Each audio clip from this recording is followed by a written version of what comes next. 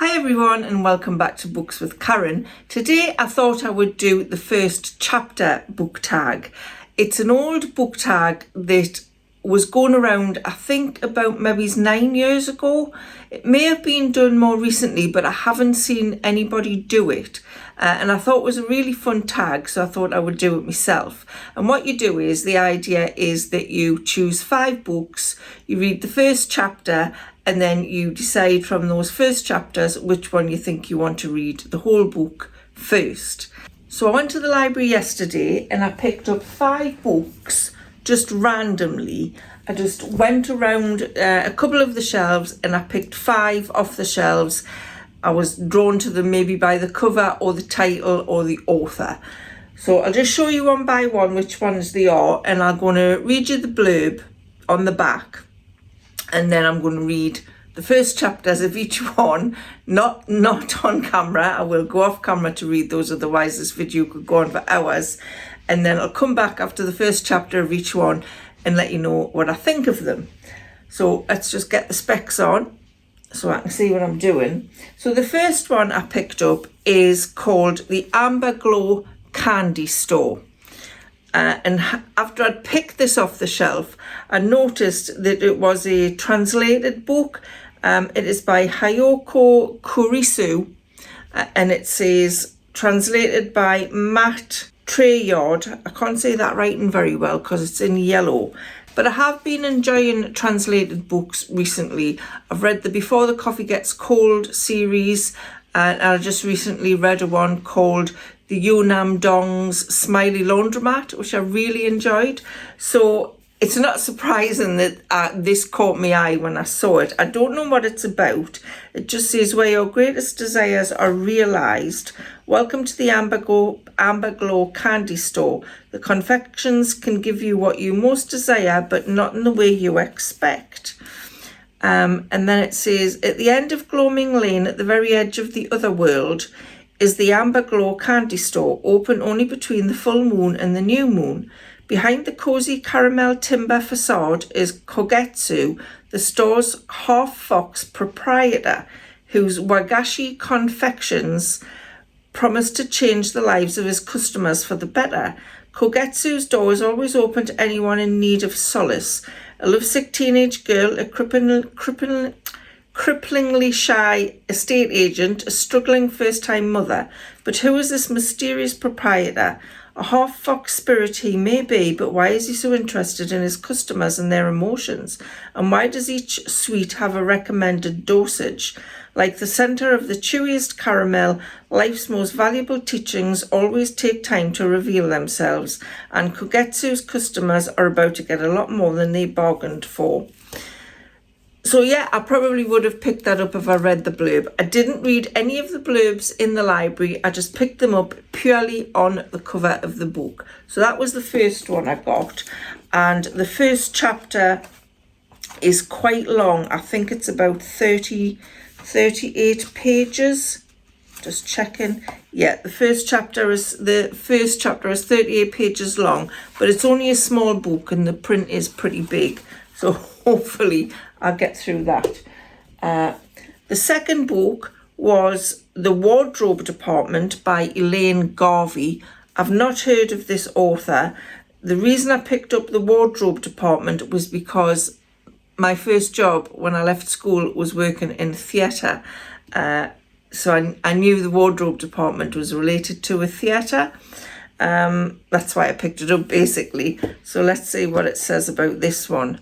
Mairead, I may be pronouncing that wrong, M-A-I-R-E-A-D, I'm going to say Mairead, works all hours in a rundown West End theatre's wardrobe department, her whole existence made up of threads and needles, running errands to mend shoes, fixing broken zips and hand-washing underwear. She must also do her best to avoid groping hands backstage and the terrible bullying of the show's producer, but despite her skill and growing experience, half of Mairead remains in her windy, hedge-filled home in Ireland and the life she abandoned there. In Naughty's London, she has the potential to be somebody completely new.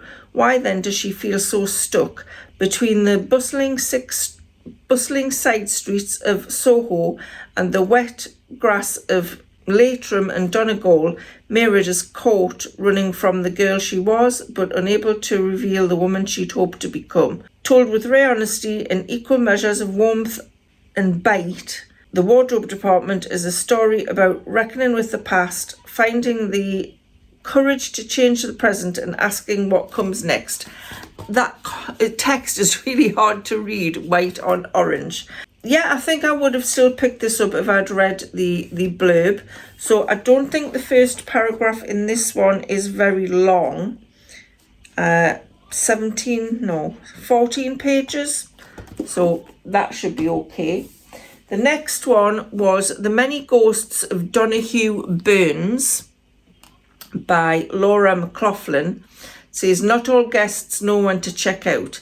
I like a spooky book, and it is October, so I think that's what drew me eye. I liked the picture of the house, the colour of the book, and I liked the title. So let's see what it says about this one.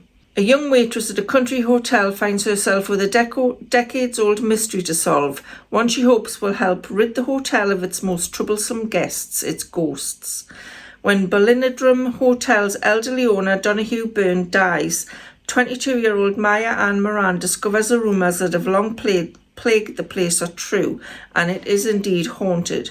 Meanwhile, Donahue's son Cormac wants to sell up as soon as possible, but finds his plans thwarted by the ghostly goings-on. So Maya strikes a deal with him. She will act as a concierge to the dead, keeping the hotel's ghosts in line as Donahue did previously, and in return he will sell the business in its entirety, ensuring the future of both the building and its employees. But what drew Maya's errant charges to Ballinadrum Hotel in the first place? If she can work out that, she might be able to send them on their way finally. Life is rarely straightforward, though, especially when it involves the dead, and as Maya tries to solve the hotel's ghostly conundrum, she begins to find hers changed in ways she couldn't have anticipated. That sounds very interesting. If anybody's watched the series Ghosts on the BBC, it sounds a little bit like that. Yeah, I don't think the first chapter in here was that long either. Let me have a look. Chapter 2. Right, so it's only 11 pages. So again, I should get through that pretty quick. I'm going to try and do this tonight. It is now 4:10. So we'll see. Now this book I picked up because it is by Celia Imrie. I love Celia Imrie. I think she's a brilliant actress, and I thought a book might reflect the kind of acting that she usually does. So this is called Meet Me at Rainbow Corner. It says where you can dance your fears away today and forget the heartbreak of tomorrow. So let's see what this says. Crushed dreams and resilience, war brides and domestic spies. London 1944, Dot Gallagher, just arrived from Liverpool to volunteer as a nurse, hurries to the tube station to join the crowds of people taking shelter from the menacing bombers in the sky. Inside, a group of GIs are dancing around a wind-up gramophone. It doesn't take long for Dot to join them. As she jives along with one of the American soldiers, he tells her about Rainbow Corner, a social club in Piccadilly for US troops. As Dot discovers for herself, Rainbow Corner is like no other place, an oasis in London where once inside, wartime Britain disappears. It's here that she learns the true meaning of love and friendship, to forget the horrors of war and dance the night away. That sounds really good. Definitely would have picked that up. I did love, there was a series on TV years ago, I think it was maybe late 70s, possibly early 80s, and it was called We'll Meet Again. I can't remember exactly who was in it, but it was when the GIs turned up in a small English village, and I loved that series. So hopefully this book is in the same kind of vein as that. How many pages were in this one's first chapter? Let me see. Hopefully not lots, because they are big pages with small writing. 11 pages. So yeah.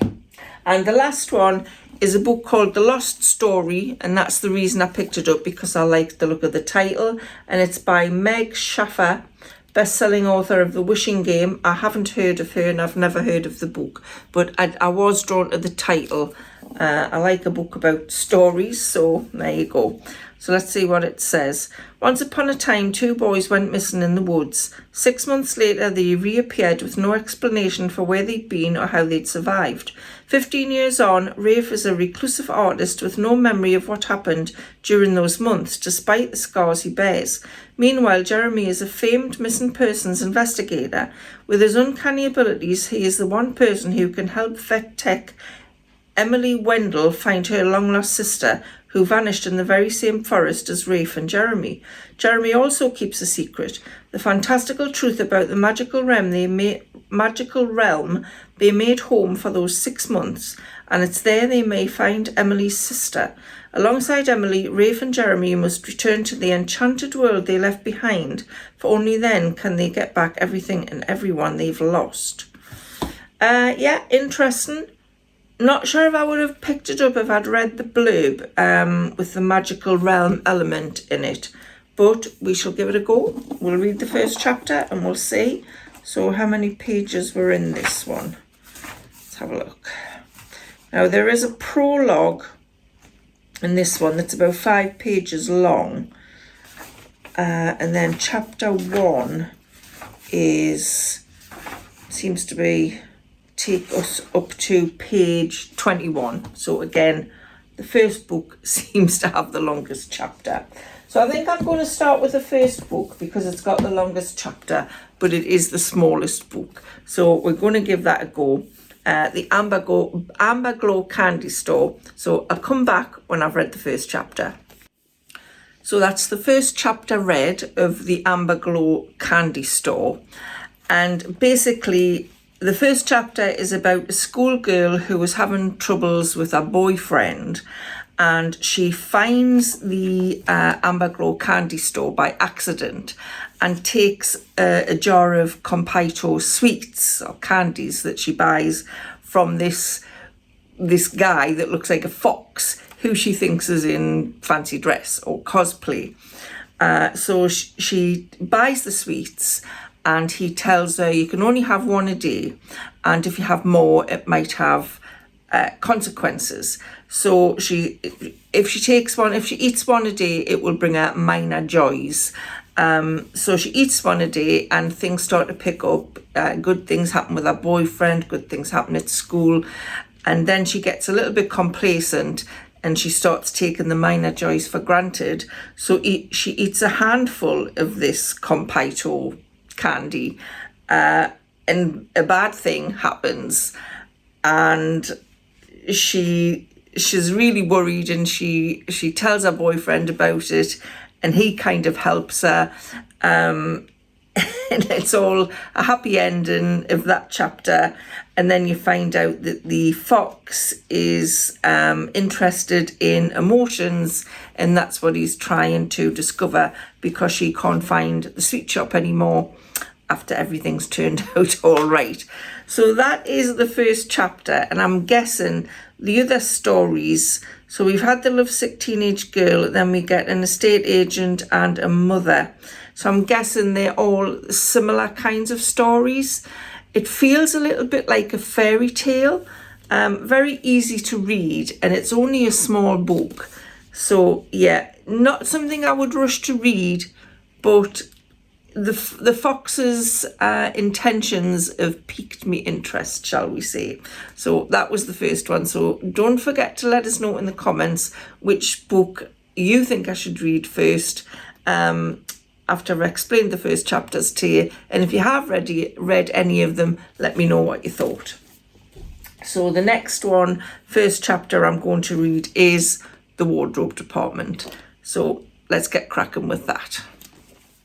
So I've read the first chapter of The Wardrobe Department, and basically it is about Mairead, who has come from Ireland, and she is working in the wardrobe department of a theatre in London, where she is the assistant wardrobe person. I can't remember the exact title she's got. She doesn't appear to be liking the job, or particularly the people she's working with. And the first chapter is just basically a kind of rambling about her going into work one morning, and picking up things to fix or wash, and she says she can smell urine on her fingers from a pair of trousers that she's fixing the zip on, which sounds really pleasant. And the wardrobe manager, or the person who runs the wardrobe department, was apparently once an alcoholic who is no longer. And that was the end of the first chapter. Nothing really happened in it. It hasn't made me want to rush to read the rest of it, but I think it could be a book that kind of develops as you go along. Obviously, maybe it's more of a story about people in their lives rather than any kind of thriller or mystery or anything like that. That's the impression I'm getting. But yeah, it's probably more interesting than the Amber Glow Candy Store. But yeah, we'll see what the next three are like. So the next one I'm going to read the first chapter of is The Many Ghosts of Donahue Burns. So let's get that started. So the first chapter of The Many Ghosts of Donahue Burns I've just read. I've had to put my ring light on because it's getting quite dark and I can't put the reading lamp on because the light is just too bright. So put that light on, so if it looks different, that's why. So the first chapter starts where you are at Donahue's funeral and you meet Maya and Maya's boyfriend Roscoe and her granny, and you find out that there's some kind of mystery about Donahue's son, and the funeral reception, or whatever you want to call it, is being held in the hotel, and they start talking about whether anybody's seen any ghosts, and nobody has, but there is many tales of ghosts in the hotel.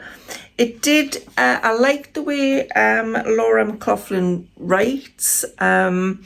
You can see the characters as you're reading. There was lots of kind of dialogue, not just description in this chapter. And it does have me intrigued. Obviously, there is ghosts in the book. So yeah, at the moment, this one is my favourite for the book that I should be reading. So yeah, I did enjoy that. So if anybody's read it, let me know what you thought in the comments below. So on to the fourth one, which is the Celia Imrie book, Meet Me at Rainbow Corner. So let's get started on this one. It is now 5:20, so not been quite an hour, or maybe just an hour. So let's hope I can get through these by 6 o'clock. So we'll start reading the prologue for this. That's the first chapter of the Celia Imrie book read, Meet Me at Rainbow Corner. And this starts with a 2-page prologue where there is a woman delivering a roll of papers to a house in South Kensington. And she hands the paper to this man in there. And at the end of the prologue, it's only 2 pages long, they say Heil Hitler to each other. This is set in 1944. So obviously they are supporters of the Germans, which, or it could be a spy thing, who knows. But then it goes on to the first chapter where we meet Dot, who works for the Red Cross, and she has just been transferred from Liverpool to London, because apparently in Liverpool, her boss at the Red Cross hospital where she was working thinks she's a bit flighty, and it does appear that she has had a meet-up with a GI in Liverpool where they went to a beach and there was a kiss. She doesn't delve into that very much. This is her kind of reminiscing. As she's sitting on her bed waiting to go to work at the Red Cross, there's an air raid siren goes off. So she has to go down to the air raid shelter where she meets some GIs who are playing dance music, of all things. And she has a couple of dances with one of these GIs because she likes the jitterbug and the jive. And he asks her if she'd like to come along to somewhere called Rainbow Corner when she's got some free time and do these American dances with some of the GIs there who want to do more than just waltz or foxtrot. So yeah, that is the first chapter. So she's also got a fiance called Billy who was away at war. He's in the Navy, but she seems quite guilty about this GI she's kissed. So her story's quite interesting. It really did draw me in straight away. I want to know more about Dot, and what has gone on when she was back in Liverpool, and also who this mysterious woman is delivering rolls of paper to this guy in South Kensington as well. So yeah, I like the fact that it's set during World War II. I'm kind of interested in that period of history. So yeah, that drew me in straight away, and so far that is the one that I would prefer to read. But remember, let me know in the comments below which one you think I should read first, or which one you would read first. So we'll get on to the last one here, and it is 20 to 6, so I'm on track for finishing for 6. And this is The Lost Story by Meg Schaffer. So let's get to reading the first chapter of this one. It's definitely getting dark now. It's 6:05. I've finished the first chapter of The Lost Story, which actually has grabbed us, even though after reading the blurb I was like, So it starts with a prologue where there's a man and a woman going for a hike in the Red Crow Forest, and they see the poster of the 2 missing boys that had gone missing 6 months previously, Jeremy and Ralph, and they'd forgotten all about them, but they remember them when they see the posters, and they go on the hike, and then all of a sudden 2 boys come out of the forest, come walking down the forest to where Maggie and Tom were, who were doing the hiking, and one of the boys is carrying the other one over his shoulder, and they realise it's the 2 missing boys, Jeremy and Ralph. And the prologue kind of ends there, where the emergency services are called and they're taken away in the ambulances. And then there's a 1-page bit after the prologue which says a recipe for a fairy tale. And it's a bit weird because it's kind of just a 1-page thing which says the recipe for a fairy tale and all the things that should be in it, which I'm not quite sure what that's about. But then it says, of course, fairy tales are fiction always, well, except for this one. And then it starts chapter 1, where you meet Emily, who is going to see Jeremy, one of the boys that had gone missing, and I'm guessing this is a few years later, and he's grown up and he's now an investigator who finds missing girls and women. He doesn't look for missing boys and men, he only looks for the missing girls and women, and he's got a really good reputation for finding them. So Emily wants to meet him because she was adopted, and her mother's just died, and she decided she wanted to find out if she had any family before she was adopted, and she finds out that she had a sister who was kidnapped and was missing, presumed dead, murdered 20 years ago. And the kidnapper's body was found 2 days after the sister went missing, but her body was never found, and she wants Jeremy to find her. And Jeremy is thinking about it. He's quite interested in the case. And then she says her sister went missing in the Red Crow Forest, which was where Jeremy and Ralph came walking out of. And as soon as she says that, Jeremy kind of clams up and says, I can't help you, and walks away. And that was the end of the first chapter. So yeah, that has grabbed me. I actually want to read it and see what it's about. So I think this one may have overtaken Meet Me at Rainbow Corner. Let me know what you think in the comments below. It's quite an interesting thing to just randomly pick books off a shelf and then read the first chapters. I found this quite an interesting thing to do. I did enjoy it, because sometimes you don't kind of entertain a book, maybe just because of the look of it. But once you've read the first chapter, especially this one, when this was the one I didn't particularly like the sound of. This is the one that I want to read. Yeah, so let me know in the comments below which one you think I should read first, or which one you would read first. So I hope you enjoyed that video. I hope you found it a little bit interesting. It was a little bit different to what I normally do. So yeah, thanks so much for watching, and I'll see you on the next one. Bye.